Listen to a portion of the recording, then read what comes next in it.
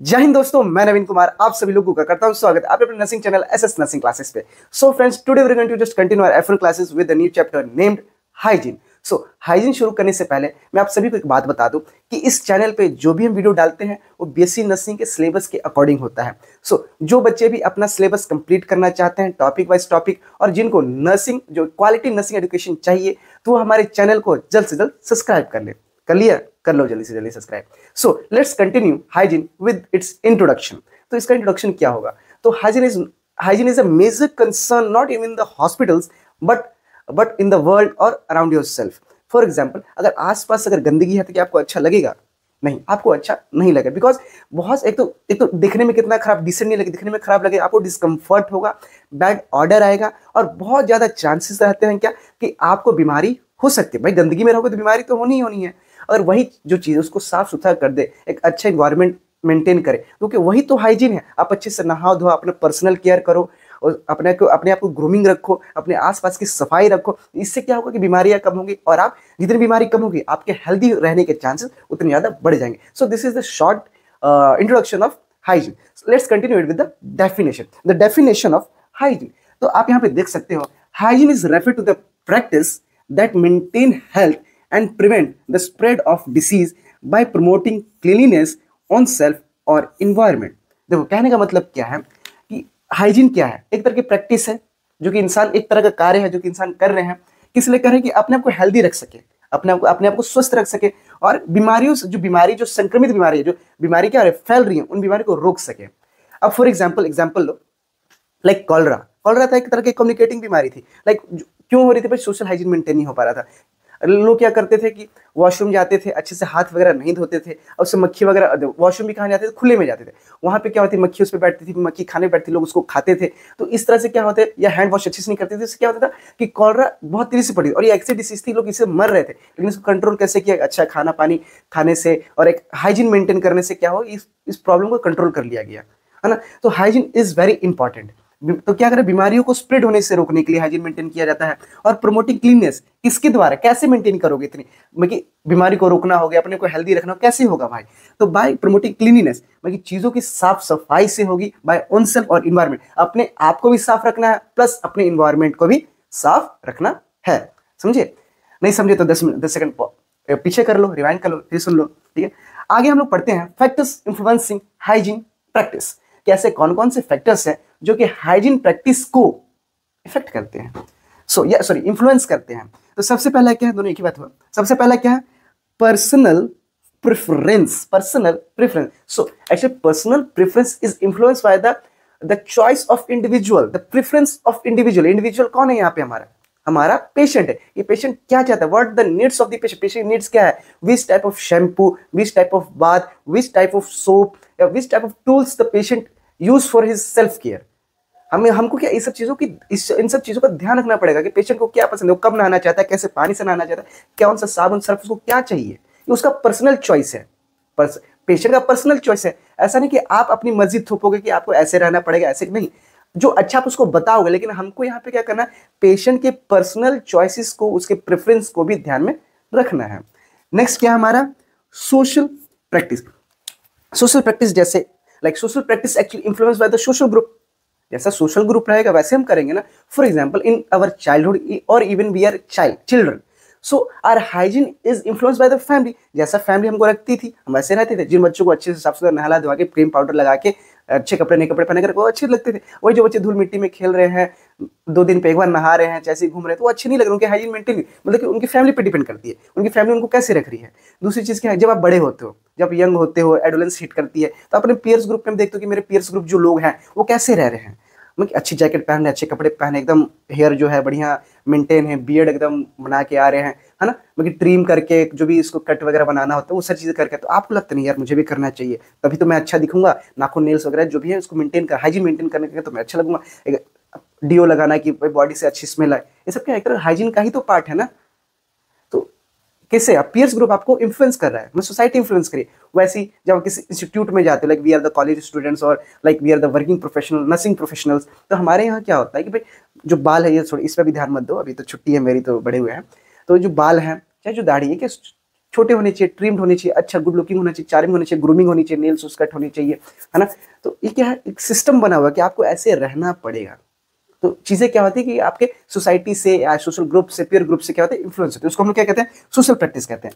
फिर क्या है, socio economic status, means to say कि the socio economic status is influence by the economic condition of the patient. Patient का economic condition क्या है। अब आमदनी अठनी खर्चा रुपया वाला काम नहीं करना है। अभी पेशेंट की जिसकी मान के चलो किसकी सैलरी अगर 6,000 है, बहुत कम हम सोच रहे हैं, ऐसे तो है, ऐसा मत सोचो किसकी आजकल, नहीं नहीं, आपको मिल रहा है इसका मतलब ये नहीं कि भाई दूसरों को भी इतनी इजीली मिलता होगा, नहीं नहीं। बहुत सारे ऐसे लोग हैं, बच्चे हैं जो कि 4,000 5,000 6,000 रुपये इवन काम कर रहे हैं, है ना। सबकी सैलरी 10-15,000 भी नहीं होती है। तो जो 6,000 रुपये काम कर रहा है उसको बोलोगे कि आपको 350, 400, 500 का फेस वॉश लगाना है या सोप इस्तेमाल करना है, सिटाफिल का फेस वॉश लगाओ। पेशेंट अफोर्ड नहीं कर सकता ना, बस की सैलरी उतनी नहीं है, वो तो समझ रहे हो, वो अपने मतलब लाइक 10 to 15% अगर आप सिर्फ यही साबुन में और सर्फ में लगाएगा तो क्या क्या बचाएगा वो नहीं करेगा। वो क्या 10 रुपये का, 20 रुपये का, इवन 30 मैक्स जाएगा तो 50 रुपये का साबुन सर्फ इस्तेमाल करेगा पेशेंट। तो क्यों इस पर डिपेंड, मैं उसको सोशो इकोनॉमिक कंडीशन, भाई उसका जो बजट है उसको अलाउ नहीं कर रहा। तो पर्सनल हाइजीन कहीं ना कहीं किससे इन्फ्लुएंस हो रहा है, एक पर्सन के मतलब जो उसका कितने उसका बजट है, क्या उसका पैसा, उसकी इकोनॉमिक कंडीशन क्या है। तो वही हमारा क्या है, सोशियो इकोनॉमिक कंडीशन। नेक्स्ट क्या, health belief and motivation. What is the health belief? Actually health belief means what, the health belief actually influenced by the knowledge, कि नॉलेज, इंसान को क्या हाइजीन के प्रति कितनी नॉलेज है, उसको अपनी नॉलेज पे कितना बिलीव है कि हाँ मैं हाइजीन मेंटेन करूंगा तो मैं हेल्दी रह सकता हूँ। दैट्स टाइप ऑफ बिलीव, ठीक है। इंसान के नॉलेज पे डिपेंड करता है। और दूसरी बात क्या करेगी, इंसान का नॉलेज जरूरी है बट सफिशिएंट नहीं है कि इंसान को सारी चीजें करवा सके, हाइजीन मेंटेन करवा सके। इसके लिए इंसान को क्या, मोटिवेशन भी चाहिए। क्या चाहिए, मोटिवेशन भी चाहिए, कि भाई खुद से भी तो मोटिवेशन आना चाहिए ना। मान के चलो कि आपको पता है, इंसान को पता है कि डेली मुझे नहाना चाहिए, लेकिन नहीं यार कल ही तो नहाया था, अभी नहाने का मन नहीं है, तो मोटर नहीं चल रहा, लेकिन मुझे ठंडा ही पानी चाहिए। तो ये क्या, आलस हुआ, आपके अंदर मोटिवेशन नहीं है कि हाँ भाई मैं नहाऊं। या नाखून बढ़ रहे यार, 3-4 दिन पहले तो काटे थे, फिर अगले हफ्ते काटूंगा, अभी नहीं काटूंगा मैं, जबकि आपको पता है कि सप्ताह में 2 बार नाखून काटनी चाहिए, लेकिन फिर भी इंसान क्या अवॉइड करा है। तो इसके लिए अंदर से मोटिवेशन आना चाहिए कि मैं अच्छा, मैं हाइजीन मेंटेन करूं। नेक्स्ट क्या है, कल्चर बिलीव। तो culture believe influence by the culture of particular और इंडिविजुअल, जो पर्सन का कल्चर होगा उससे इन्फ्लुएंस होगा। लाइक हमारे कल्चर में क्या होता है, मैक्सिमम जो लोग हैं वो सुबह उठते हैं, जो भी फ्रेश होते हैं, ब्रश करते हैं, देन कोई भी चीज़ पीते हैं चाहे खाते हैं, फॉर एग्जाम्पल टी। लेकिन कई लोग के कल्चर में क्या होता है कि उनको बेड टी चाहिए, मतलब जैसे ही सो के उठ रहे हैं, कोई ब्रश कुछ नहीं, सीधा चाय का कप, समझे। तो कल्चर पे भी डिपेंड करता है ना कि उनका क्या कल्चर बिलीव है, वो लोग कैसा प्रैक्टिस कर रहे हैं। वो लोग पीने खाने के बाद हाइजीन मेंटेन कर रहे हैं, या हम लोग जैसे हाइजीन मेंटेन करने के बाद खाते पीते हैं। तो that's matter upon the culture, ये हमारा कल्चर बिलीव है। नेक्स्ट है physical conditions. Like physical condition what, like it influence by the disability. Hygiene is influence by the disability of the patient. Patient की डिसेबिलिटी है, like patient traction लगा है, fracture है, unconscious है, मतलब disable है। तो ऐसा पेशेंट कैसे भाई अपना सेल्फ केयर कर सकता है, कर सकता है, बोलो नहीं कर सकता ना। वही चीज़ यहाँ पे बोली जा रही है कि वो मेंटेन ही नहीं कर सकता। तो इसमें क्या, नर्स को हेल्प करना पड़ेगा उसको हाइजीन मेंटेन करने में या हाइजीन केयर में। नेक्स्ट हमारा टॉपिक क्या है, indication for hygiene care. Hygiene care की कौन कौन सी इंडिकेशन, हमको कब कब करना चाहिए, क्यों करना चाहिए, दैट्स उसको हम कह रहे हैं इंडिकेशन फॉर हाइजीन केयर।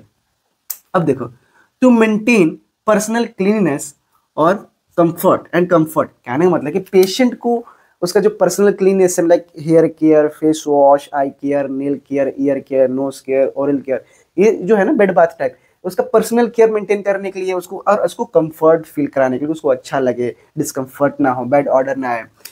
दूसरा क्या है, bed ridden patient who can't perform self care. ऐसे पेशेंट जो कि बेड रिडन है, जो बेड से उठ नहीं सकते हैं, फ्रैक्चर हो सकता है, अनकॉन्शियस पेशेंट हो सकते हैं, पैरालाइज्ड हो सकता है, या मे बी कोमा में भी हो सकते हैं। तो ऐसे पेशेंट को हम लोग क्या करें, वो लोग सेल्फ केयर नहीं कर सकते, तो उसको हम लोग हाइजीन केयर देते हैं। नेक्स्ट क्या है, पेशेंट विद फीवर स्वेटिंग। ऐसे पेशेंट जिनको अत्यधिक फीवर आ रहा है, स्वेटिंग आ रहा है, स्वेटिंग आएगा तो क्या होगा, सोचो, जैसे स्किन है, ऐसे स्वेटिंग आ रहा है तो क्या इस एरिया को कब ब्लॉक करेगा, फिर जो यहाँ जो भी जो डिफ्यूजन ऑस्मोसिस जो भी होता है प्रोसेस, जो स्किन हवा लेती है, ये क्या हो, यहाँ पे ब्लॉक हो जाएगा।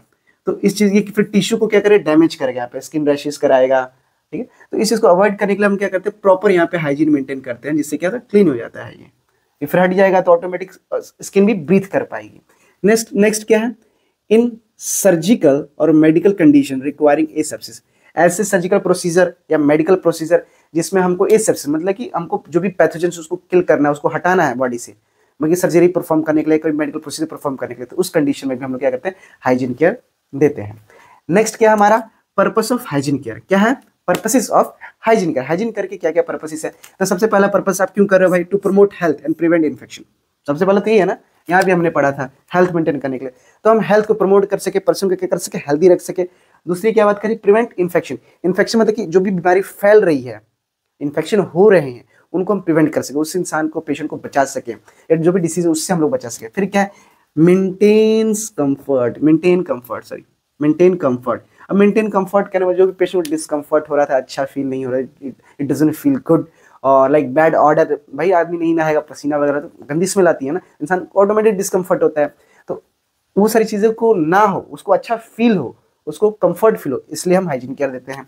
फिर क्या, प्रिवेंट बेडसोर नाम सुना है, प्रेशर अल्सर, डेकोबेट अल्सर, है ना, तो इस ये पेशेंट, मान के पेशेंट एक कंडीशन में है, कोई हाइजीन मेंटेन नहीं हो रहा है, पड़े क्या, जो भी बोनी प्रोमिनेंस होते हैं ना, जहाँ से जो बोन्स जो ज़्यादा निकले होते हैं, जहाँ पे मसल्स कम होती हैं, या जहाँ पे मसल्स का जो बोनी प्रोमिन की जो नुकीला ये होता है, वहाँ पे भार पड़ता है, और वो क्या टिश्यू को डैमेज करता है। तो अब जब हम हाइजीन केयर देते हैं तो इससे क्या होता है, हम उसको मूव करते हैं, उसके मसल्स को मूव कराते हैं, साफ करते हैं, और मसाज भी हो जाती है उसी टाइम पे। बैक केयर भी आदमी दे देता है थोड़ा थोड़ा, जो पल्सर पॉइंट, प्रेशर पॉइंट्स होते हैं वहाँ पे, तो इससे क्या होता है, बेडसोर का जो चांसेस होते हैं वो कम हो जाते हैं, बेडसोर उसको नहीं होता है ना। इम्प्रूव सर्कुलेशन, सेम वही बात है कि जब हाइजीन मेंटेन करते हैं तो हम क्या करते हैं, जब बेड बाथ ही दे रहे हैं तो पूरा कॉटन से क्या कहते हैं, सॉरी ये आपका लिस्ट कंटामिनेट हाई कंटामिनेट हम लोग मूव करते हैं, तो क्या नीचे से ऊपर की ओर मूव करते हैं, ठीक है, फिर यहाँ ऐसे तो इससे क्या एक नहीं होता, एक मूवमेंट हो रही है बॉडी पे, ठीक है, तो ये एक सर्कुलेशन को भी क्या करते हैं, इंप्रूव कराता है। प्लस जो मैंने बात की बैक केयर देते हैं तो उससे भी क्या प्रेशर एक्सर्ट हो रहा है ना, तो वो भी क्या करेगा, आपके सर्कुलेशन को इंप्रूव करेगा ना। सपोर्ट साइकोलॉजिकल वेलबींग, अब इंसान को क्या होगा, अच्छा फील होगा, सेल्फ स्टीम बढ़ेगा, उसको अच्छा फील होगा, उसके मेंटली जो भी उसको वेलबींग फील होगा कि हाँ चलो। अब मान के जो आप नहीं नहा रहे हो, कितना गंदा बदबू आ रहा है, कैसा दिख रहा है भाई है ना, लोग ऐसा बोलते, चाहे इंसान को खुद में खराब लगता है, यार मैं 2 दिन से नहाया नहीं यार, कोई किसी को पता लग जाएगा तो कितना मुझे गंदा इंसान समझेगा, अब सोचो ऐसे इंसान को लगता है ना। अब भले सर्दी में 1 महीना मत नहाओ, लेकिन आप क्या चाहते किसी को पता ना लगे। अब हॉस्पिटल में सबको भाई पता है कि भाई 2 दिन से इसको नहाया नहीं है, ऐसी पड़ा है, ठीक है। ऊपर से जो पेशेंट मान के चलो पेल्विक अगर एरिया में कोई प्रॉब्लम है, ठीक है, यूरिनरी सिस्टम से, कोई अगर एक्सक्रीटरी सिस्टम में कोई प्रॉब्लम है, तो उसके लिए तो और बुरा है ना, तो उसको खुद अंदर एक गिल्ट होता है कि मुझे क्यों बीमारी होगी, मैं अपना सेल्फ केयर नहीं कर पा रहा। तो ऐसे पेशेंट को क्या करना कि अच्छा फील कराना है, उससे जब उसको सेल्फ हाइजीन केयर दोगे तो इससे पेशेंट को अच्छा फील होगा कि भाई मैं भी साफ सुथरा से रह रहा हूँ, सेल्फ स्टीम बूस्ट होता है, कॉन्फिडेंस आता है। उसका क्या, promote good nurse patient relationship, ठीक है। आज भाई देखो, हम अगर नर्स अगर पेशेंट की सेवा करती है, हाइजीन नहीं देती, तो इंसान को लगता है भाई कितना डाउन टू वर्क कर रही है नर्स, मेरा कितना ख्याल रख रही है नर्स। तो क्या होता है ना कि IPR मेंटेन होता है, इंटरपर्सनल रिलेशनशिप अच्छा मेंटेन होता है। तो पेशेंट को जो भी तकलीफ होगी, मे बी वो डॉक्टर को ना बताए डर से, लेकिन वो पेशेंट वो नर्स को बताएगी, नर्स मुझे ऐसा फील हो रहा है, चाहे मुझे थोड़ा डिसनेस हो रहा है, या मुझे ऐसी दवाइयाँ चाहिए, चाहे मैं दवाइयाँ नहीं लेना चाहता हूँ, जो भी अपने मन की बात करोगे नर्सिस को बताएगी, तो एक अच्छा रिलेशनशिप मेंटेन होता है, नर्स पेशेंट रिलेशनशिप। उसके बाद प्रिपेयर पेशेंट फॉर डायग्नोस्टिक और सर्जिकल प्रोसीजर, या हाइजीन हम लोग कब मेंटेन करते हैं, लाइक पेशेंट को किसी डायग्नोस्टिक के लिए देना हो, या कोई सर्जिकल प्रोसीजर हो, या कोई थेरेप्यूटिक प्रोसीजर हो, ऐसे प्रोसीजर के लिए उसको हम प्रिपेयर करते हैं, तो हम उसको हाइजीन देते हैं कि आगे चल के उसको कोई इन्फेक्शन ना हो, ऑपरेशन के टाइम पे कोई दिक्कत ना हो। नहीं तो मान के ऑपरेशन कर रहे हैं और क्लीनिंग नहीं है, तो जो स्किन सरफेस पे जो बैक्टीरिया होंगे वो क्या है, अंदर चलेंगे। जब तक ऊपर है तब तक आप इसको क्लीन, अंदर से उसको क्लीन करना बहुत मुश्किल है, या ना के बराबर है, ऐसे समझो आप। So those who wants notes just write on your notebooks. और next heading is effects on neglected hygiene care. अगर हाइजीन केयर को नेग्लेक्ट करेंगे तब कैसा इफेक्ट हमको देखने को मिलेगा। तो सबसे पहले हमको स्किन प्रॉब्लम्स देखने को मिल सकते हैं। Skin problems like infection, rashes, odour और प्रेशर अल्सर, क्योंकि वही बेड सोर। नेक्स्ट क्या है, ओरल इशू। और मैं कि अगर हम भाई ओरल केयर नहीं करेंगे, हाइजीन मेंटेन नहीं करेंगे, तो हमको डेंटल कैरीज हो सकता है, ये हेलिटोसिस हो सकता है। डेंटल कैरीज तो अलग समझो, कीड़ा वगैरह लगना, और हेलिटोसिस मतलब बैड ब्रीथ, ऐसे खराब महक आ रही है मुँह से, बदबू आ रही है मुँह से। फिर क्या, हेयर एंड स्कैल्प प्रॉब्लम, भाई हेयर केयर अच्छे से नहीं करेंगे तो डैंड्रफ हो सकता है, लाइस पड़ सकती है, जुई वगैरह। फिर nail infections, nail infection like accumulation of dirt, इसमें क्या होगा, डर्ट वगैरह फंस जाएंगे, फिर उसी को खाओगे, इन्फेक्शन कॉज होगा। फिर यूरिनरी और genital hygiene sorry infection like UTI और ईचिंग। अगर यूरिन या जेनाइटल हाइजीन आप मेंटेन नहीं करते हो तो आपको क्या होगा, यूटीआई होने के बहुत ज़्यादा चांसेस रहेंगे, स्पेशली इन वीमेंस, और ईचिंग हो सकता है आपके जेनेटल्स ऑर्गन्स में। फिर क्या साइकोलॉजिकल इफेक्ट्स, इंसान को जैसे कि हम साफ सफाई कर रहे थे तो क्या फील हो रहा था, अच्छा एक सेल्फ स्टीम उसका बूस्ट हो रहा था। यहाँ पे क्या होगा कि सेल्फ स्टीम लॉस्ट होगा, लो हो जाएगा, उसको खुद खराब लगने लग गया। इंक्रीज हॉस्पिटल स्टे, अगर इसको निगलेक्ट करेंगे, इन्फेक्शन वगैरह हो जाएगा तो क्या होगा, हॉस्पिटल स्टे जो है उसका बढ़ जाएगा, किसका, पेशेंट का, जिसका हाइजीन नहीं हो रहा है। तो एक ये टॉपिक हुआ। अब हम आगे बात करते हैं किसका, बेड बाथ का। किसका बात करें, बेड बाथ का। इसी में हम लोग 2-3 चीज़ें और देख लेंगे। लाइक बेड बाथ तो हम लोग पढ़ेंगे ही, इसी में हम लोग आपका फीट केयर भी पढ़ लेंगे, फीट को कैसे करते हैं, नेल केयर भी इसी में मैं बता दूंगा। प्रोसीजर और टूल्स लगभग सेम ही रहेंगे, पर्पस भी सेम ही रहेगा। और एक और हम यहाँ पर बात कर लेंगे हेयर की। हेयर एक्चुअली बहुत लंबा और बड़ा है, लेकिन इसी को बताते बताते इसी में मैं एग्जांपल देके हेयर के बारे में मैं आपको बता दूंगा, जिससे आपको समझने में और आसानी हो जाएगी। अगर आपको तब भी डाउट रह जाएगा तब कमेंट कर देना, मैं अलग से हेयर केयर पे वीडियो बना दूंगा, आप क्लियर कुछ भी, लेकिन आपको सब्सक्राइब करना पड़ेगा। सब्सक्राइब करो ना। अब बेड बाथ की डेफिनेशन की हम लोग बात करते हैं। A bed bath is a process of cleansing the body of a patient who is confined to bed partially और completely dependent to maintain hygiene, comfort and skin integrity.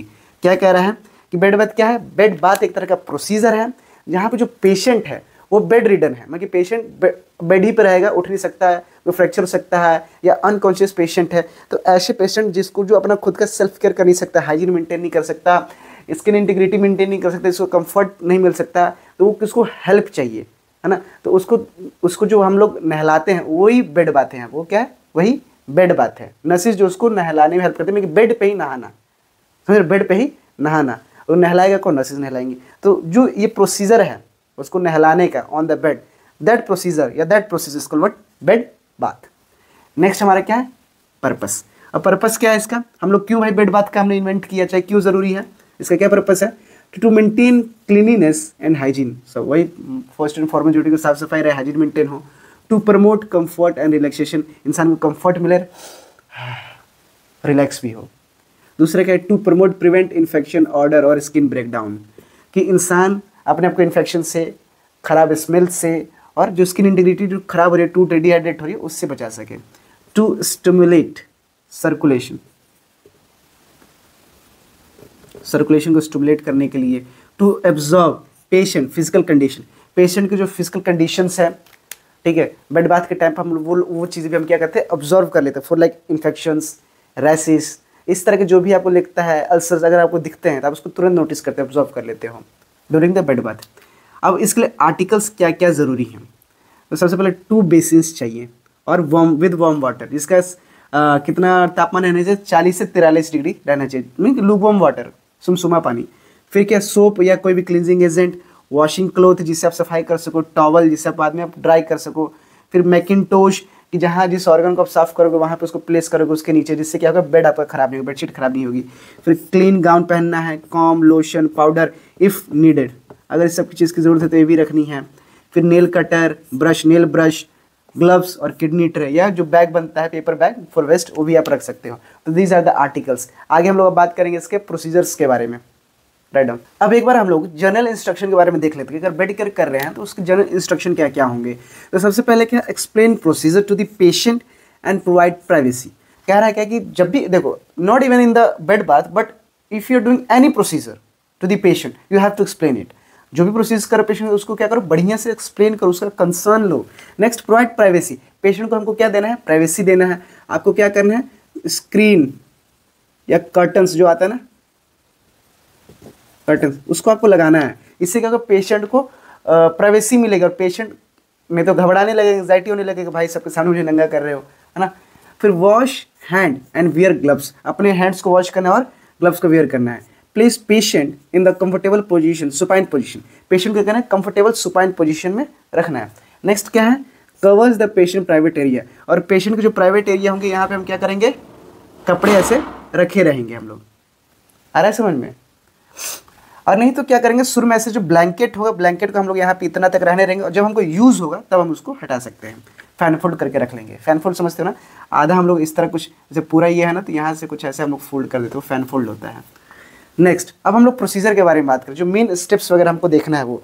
तो सबसे पहले कभी देखो इंटरव्यू में पूछता है कि आप बेड बाथ कैसे देते हो, अगर ऑर्डर पूछेगा तो आपको यही ऑर्डर बताएं जिस ऑर्डर में इसमें लिखा हो। सबसे पहले क्या है, फेस है, फिर आर्म है, फिर हैंड है, फिर चेस्ट, फिर abdomen, then legs, then feet, then back, then perineal care.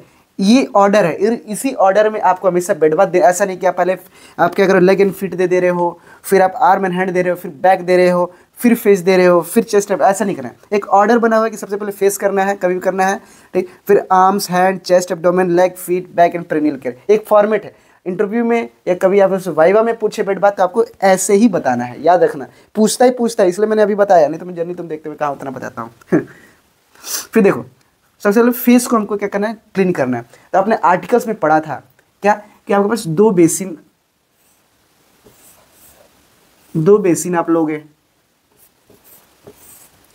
Soap रहेगा, है ना, और आपके पास क्या रहेगा, क्लॉथ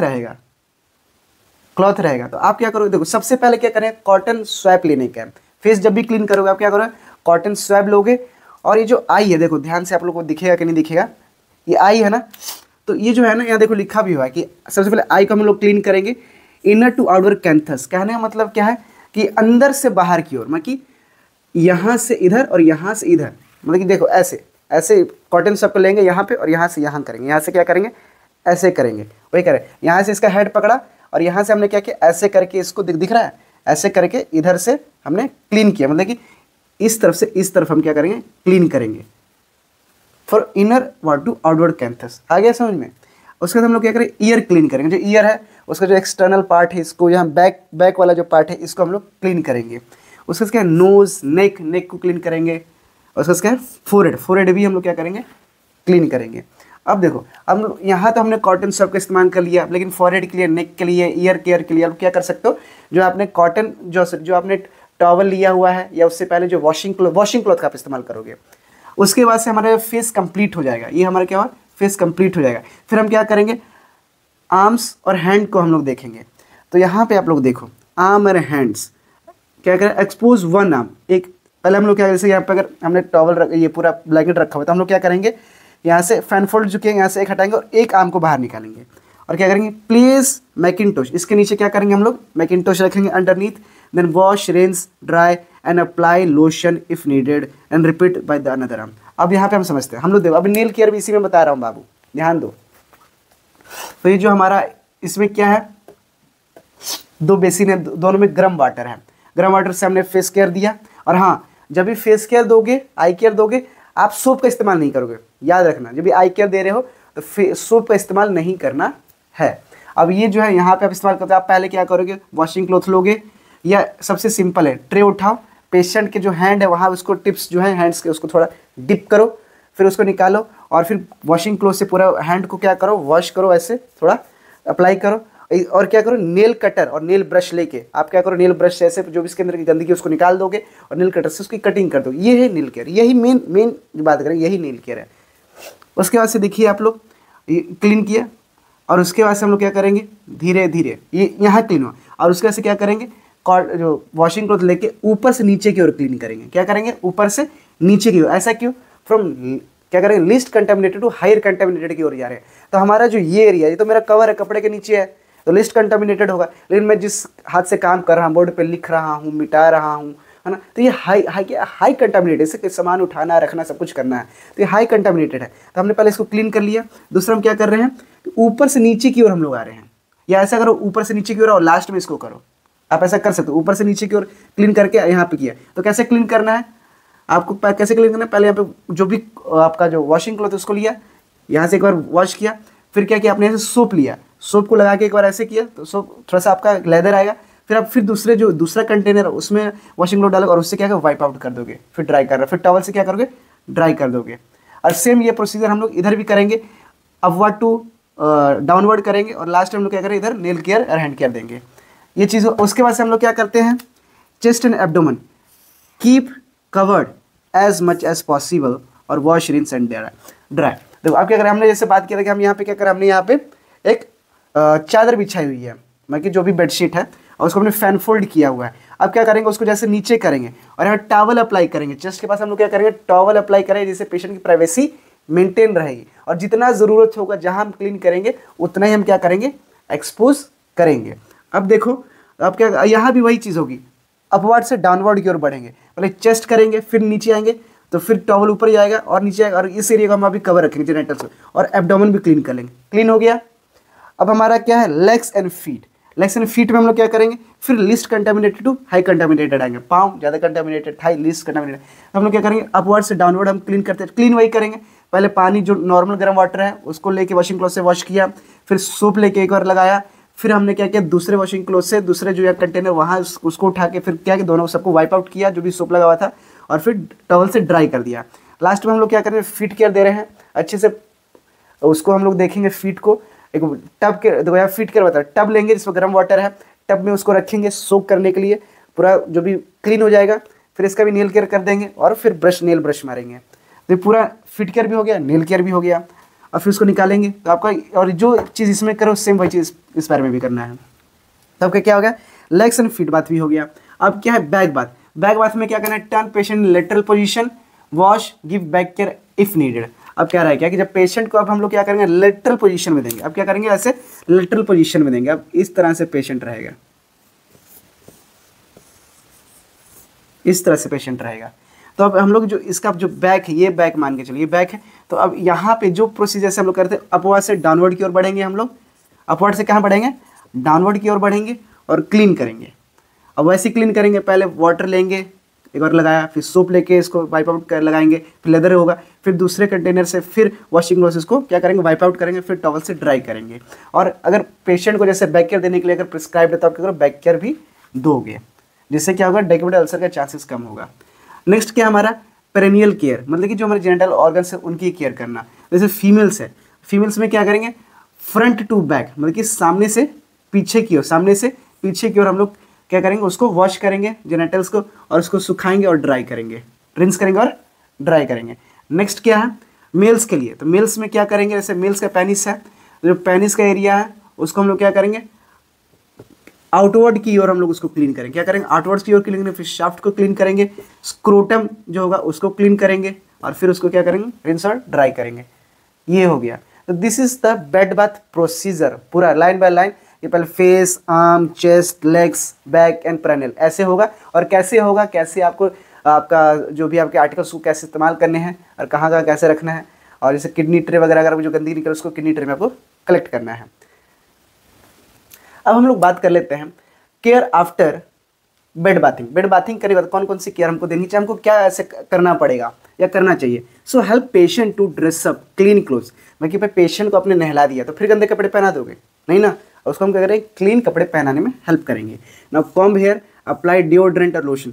लाइक हेयर आपने अगर मान के जो टकला है तो कोई बात नहीं, मेरे जैसे बाल हैं तो उसको क्या करें, कॉम्ब करोगे बढ़िया से, एक तरफ करोगे, और अप्लाई डिओड्रेंट जो अच्छा स्मेल करे, लोशन लगाओगे अगर इफ़ नीडेड।